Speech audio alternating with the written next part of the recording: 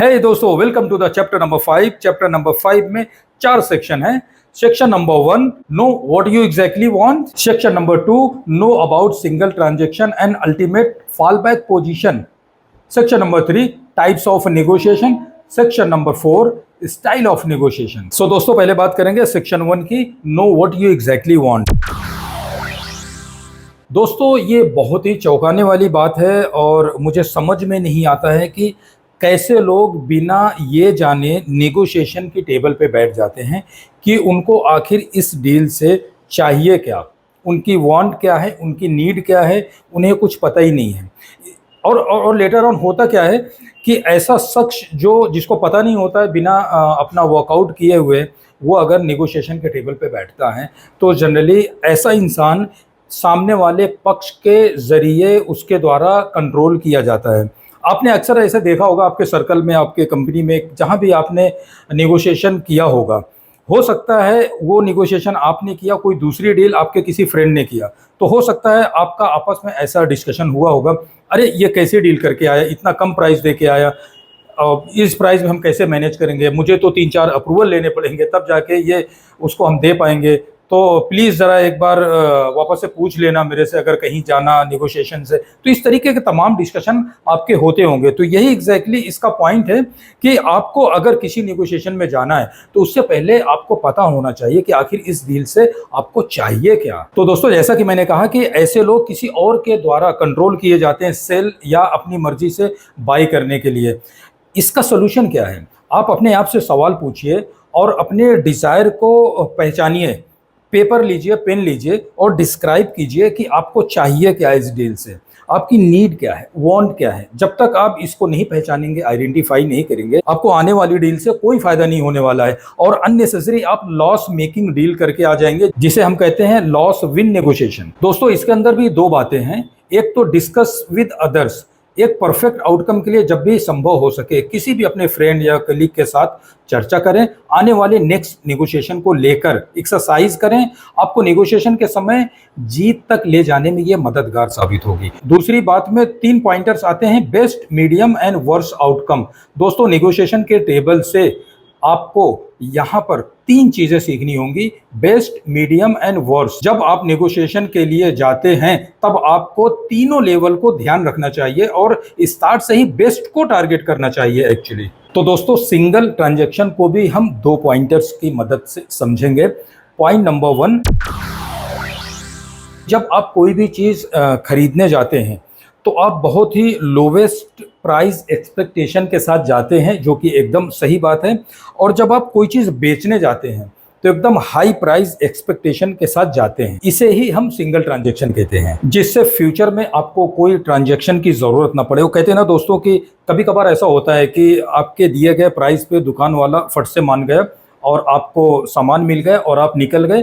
दोबारा दूसरी बार फिर से आपको उस दुकानदार का सामना नहीं करना पड़ेगा। यही एक्चुअली सिंगल ट्रांजैक्शन है। तो दोस्तों, इसे भी समझते हैं कि स्टोरी के थ्रू। फर्ज कीजिए कि आपने फैमिली के साथ कोई प्लान बनाया कहीं पे ट्रिप पे जाने के लिए, मान लीजिए 500 किलोमीटर, 1000 किलोमीटर, जो भी है, कहीं दूसरी सिटी में आप गए एक अच्छे ट्रिप में।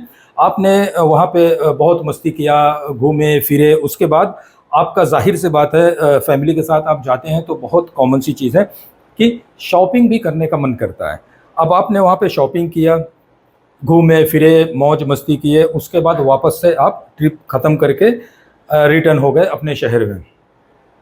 अब आपने वहाँ पे जो सामान खरीदा उसे सिंगल ट्रांजैक्शन कहते हैं, क्योंकि आपने जो सामान उससे खरीदा और शॉप वाले ने आपको जो सामान सेल किया है, दोनों का वापस से कोई आमना सामना अब नहीं होने वाला है। इसे हम सिंगल ट्रांजैक्शन कहते हैं। वो आपको भूल गया और आप उसे भूल गए, दैट्स ऑल।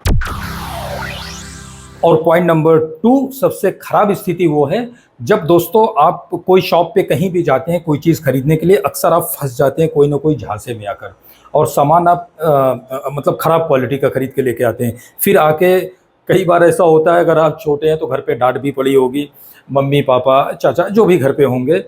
इसे हम सबसे वर्स्ट खराब स्थिति कहते हैं। गलती से आपने या तो प्राइस ज़्यादा दे दिया उसको, या तो आपने सामान की जो क्वालिटी होती है वो आपने चेक नहीं किया, खराब क्वालिटी का सामान घर पे लेके आ गए, जो कि लाइफ लॉन्ग घर पे टिकने वाली नहीं है, जाहिर सी बात है, तभी डांट पड़ी है। इसे हम अल्टीमेट फॉल बैक पोजीशन कहते हैं। इसीलिए लाइफ में पहले से तय करके रखें कि मिनिमम से मिनिमम आप क्या स्वीकार करेंगे, कौन सा प्राइस स्वीकार मतलब एक्सेप्ट करेंगे, और पहले से तैयार रखें ताकि आप अल्टीमेट फॉल बैक पोजीशन से बच सकें। सो दोस्तों आगे बढ़ते हैं। बहुत ही बेसिक सा सवाल है कि नेगोशिएशन कितने प्रकार के होते हैं, आप सोच के बताइए। तब तक हम दूसरी चीज़ों पर डिस्कशन कर लेते हैं। मैं आपको थोड़ी देर में ज़रूर बता दूंगा नेगोशिएशन कितने प्रकार के होते हैं, and each one of them it has separate value and purpose. दोस्तों याद रखिए, नेगोशिएशन के टाइम पे आप सामने वाले के लिए सिर्फ एक क्लाइंट, कस्टमर, वेंडर या सप्लायर होंगे, और उसका फोकस सिर्फ और सिर्फ कम से कम दाम में आपके प्रोडक्ट खरीदने या बेचने में रहता है। तो चलिए, आप सोच रहे होंगे, आपको नाम बता देता हूं। दो प्रकार के होते हैं नेगोशिएशन। एक होता है शॉर्ट टर्म नेगोशिएशन, जिसे हम टेक नो प्रिजनर भी कहते हैं, और दूसरा लॉन्ग टर्म नेगोशिएशन। तो शॉर्ट टर्म नेगोशिएशन या नो प्रिजनर। दोस्तों शॉर्ट टर्म नेगोशिएशन में सामने वाले व्यक्ति को यह परवाह नहीं होती है कि आप ज्यादा पे कर रहे हैं या कम पे कर रहे हैं। They just don't care about it. Short term negotiation में आप कूल, काम और सेल्फिश बन कर रहे हैं, जिससे एक बार सौदा हो जाए, लेन देन हो जाए, तो आपको मान लेना चाहिए कि आप उस व्यक्ति को दोबारा नहीं मिलेंगे। जैसा कि मैंने एक्सप्लेन किया था, इससे आपको कोई फर्क नहीं पड़ता कि वो व्यक्ति आपको पसंद करता है या नहीं करता है, आपका सामना करता है या नहीं करता है, या आपका दोस्त बनना चाहता है या नहीं बनना चाहता है। मायने ये रखता है कि आपको एक अच्छी डील मिले। सो दोस्तों अब बात करते हैं लॉन्ग टर्म नेगोशिएशन की। ये एक ऐसा स्टेज है, या ऐसा कहें कि ये एक ऐसा मंच है जहाँ पे एक कॉम्प्लेक्स और जो जटिल नेगोशिएशन होता है, वहां पे आपको एंटर करना होता है। And in this case, because nature of the product, services, contract और agreement, you may be working for the same person with same client for a many months or year in future। तो मतलब एकदम सीधा है कि आपको उस client से फ्यूचर में रिलेशन बना के रखना है। देखिए, प्रोडक्ट अब से 20 साल पहले, 25 साल पहले जो थे, अभी वो बदल चुके हैं। सर्विसेज का पैटर्न, तरीका, टेक्नोलॉजी सब कुछ बदल चुकी है दोस्तों, ये आप सबको पता ही है। लेकिन रिलेशन वहाँ का वही है, चलाने वाला शख्स वही है, मैनेजमेंट में वही है, राइट। तो आपको चॉइस और बाय नॉट चॉइस आपको रिलेशन बना के ही रखना पड़ेगा, रिलेशन निभाना ही पड़ेगा। इसी को हम लॉन्ग टर्म नेगोशिएशन कहते हैं, बिकॉज एक अच्छा रिलेशन आपके बिजनेस को सपोर्ट करेगा। एक कहावत है ना, जिसने रिलेशन जीत लिया उसने सब कुछ जीत लिया।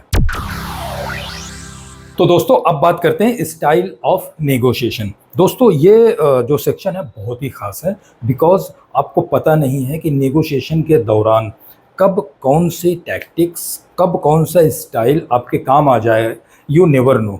तो यहाँ पे हम बात करेंगे 6 style of negotiation. Number 1 win loss negotiation, number 2 loss win negotiation, number 3 loss loss negotiation, number 4 compromise negotiating, number 5 no deal negotiating, number 6 win win negotiating. तो आइए मैं आपको समझाता हूं कि ये 6 नेगोशिएशन स्टाइल कैसे काम करेंगे। नंबर 1 विन लॉस नेगोशिएशन, यानी जीत हार नेगोशिएशन। बातचीत के दौरान जब ए पार्टी को वो मिल जाता है जो वो चाहता है और बी पार्टी हार जाती है। दोस्तों आपको याद होगा, थोड़ी देर पहले ही हमने डिस्कशन किया था, जब कोई चीज़ आप बेचने के लिए जाते हैं तो आप हाई प्राइस के एक्सपेक्टेशन से जाते हैं, जब आप कोई चीज़ बाई करने के लिए जाते हैं तो लोवेस्ट एक्सपेक्टेशन के साथ जाते हैं। ये अक्सर सिंगल ट्रांजैक्शन में होता है। इसमें आपको ना तो लॉन्ग टर्म रिलेशन निभाने की ज़रूरत है, ना ही रिश्तेदारी निभाने की ज़रूरत है। डील खत्म, टाटा बाय बाय। जहाँ पे आपको कोई मतलब नहीं होता है कि वो अनहैप्पी है या सेटिस्फाई है या अनसेटिस्फाई है। आपका गोल था विन करना, आपने विन कर लिया, दैट्स ऑल। विन लॉस यही होता है। तो दोस्तों अब बात करते हैं point number 2 loss win negotiation. ये एग्जैक्ट पॉइंट नंबर 1 के अपोजिट है। यहाँ पे बी पार्टी को वो मिल जाता है जो वो चाहता है और ए पार्टी हार जाती है।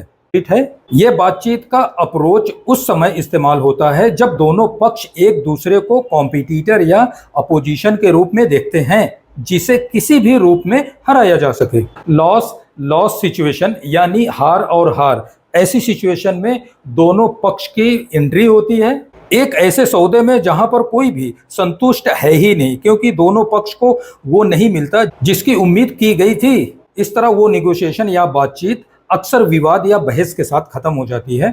तो दोस्तों लॉस नेगोशिएशन को हम एक एग्जांपल से समझते हैं। मान लीजिए एक जो पति होता है वो घर पे आता है और अपनी पत्नी से कहता है कि चलो आज बाहर खाना खाने चलते हैं। तो पत्नी ने कहा कि हाँ बिल्कुल जाना चाहेगी और आज वो सी फूड खाना पसंद करेगी। तो पति ने कहा कि अरे अभी रिसेंट तो हम गए थे सी फूड खा के आए और अभी सी फूड खा खा के रिसेंटली बहुत मैं ऊब गया हूँ, चलो कुछ और ट्राई करते हैं। तो पति ने कहा कि चलो एक काम करते हैं इटालियन फूड खाने जाते हैं। तो पत्नी ने जवाब दिया वो भी तो हमने अभी रिसेंटली खाया था, तो वो वहाँ नहीं जाना चाहेगी, चलो कुछ और ट्राई करते हैं। तो दोस्तों अब आप समझिएगा इसे, तो शांति बनाए रखने के लिए आखिर में दोनों चाइनीज फूड के लिए बाहर जाने के लिए सहमत हो जाते हैं, जबकि उन दोनों में से कोई भी स्पष्ट रूप से नहीं जाना चाहता है। लेकिन ऐसा लगता है ये एक मात्र समझौता है जो इस मामले में काम करेगा। यही एक्चुअली हार हार वाली नेगोशिएशन या बातचीत होती है। पत्नी को वो नहीं मिला जो वो चाहती थी और ना ही पति को वो मिला जो वो चाहता था, लेकिन वो बातचीत के नतीजे को स्वीकार करते हैं क्योंकि कम से कम उन्हें कुछ नहीं मिलता बल्कि कुछ तो मिला। तो इसी को कहते हैं लॉस नेगोशिएशन। तो दोस्तों अब समझेंगे कंप्रोमाइज नेगोशिएशन के बारे में।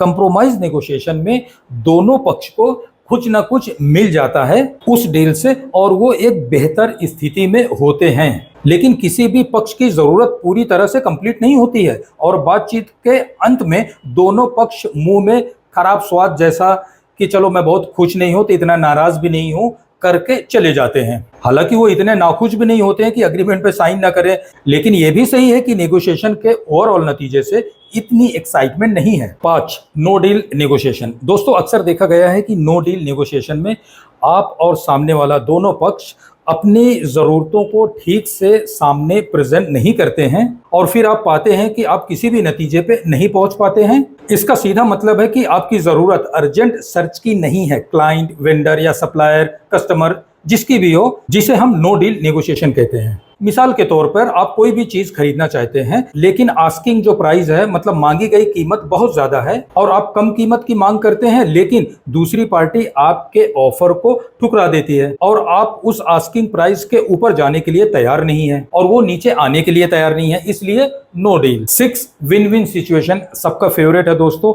इसमें सबको लगता है कि हर पार्टी, दोनों पक्ष जीते हुए हैं, दोनों लोग एग्रीमेंट के टर्म्स की समानता और टर्म कंडीशन को लेकर खुश हैं और एक्साइटेड भी हैं। तो दोस्तों एक विन विन सिचुएशन तब होती है जब तीसरा ऑप्शन पहले वाले ऑप्शन से बेहतर साबित होता है। ज्यादातर मामलों में विन विन सिचुएशन में तीसरे ऑप्शन की जरूरत पड़ती है जो शुरू में सोचे गए किसी भी ऑप्शन से बेहतर हो। तो दोनों पक्ष हमेशा अपने अपने फायदे और नुकसान के साथ नेगोशिएशन में बैठते हैं। अक्सर वो पाते हैं कि दो अलग अलग स्थिति होने की वजह से नेगोशिएट करना मुश्किल है, लेकिन फिर भी उन्हें तीसरा न्यू ऑप्शन मिलता है जो ज्यादातर मामलों से अलग होता है या पिछले ऑप्शन से अलग होता है, बेहतर होता है और इसी न्यू ऑप्शन का या इसी लास्ट ऑप्शन का इस्तेमाल करके डील को क्लोज करने में मदद मिलती है।